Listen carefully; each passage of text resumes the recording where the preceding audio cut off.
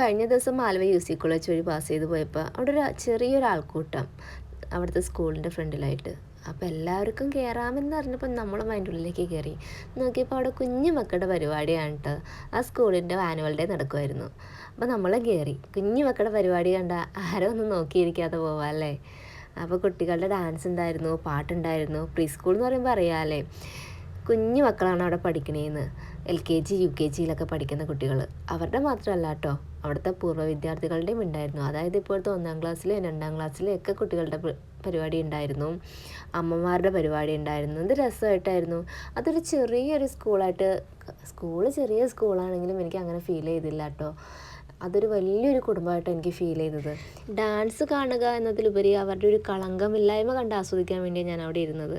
കുറച്ച് നേരം ഇരുന്നുള്ളൂ. നമ്മൾ വേറൊരു ആവശ്യത്തിന് വേണ്ടിയാണ് യു.സിയിലേക്ക് ഇറങ്ങിയത്. ആ ടൈമിൽ നമ്മുടെ വീട്ടിൽ ഗസ്റ്റ് വന്നു. അപ്പോൾ ചേട്ടൻ വിളിച്ചു, വേഗം വാന്ന് പറഞ്ഞ് വിളിച്ചുകൊണ്ട് ഞാൻ പോയി.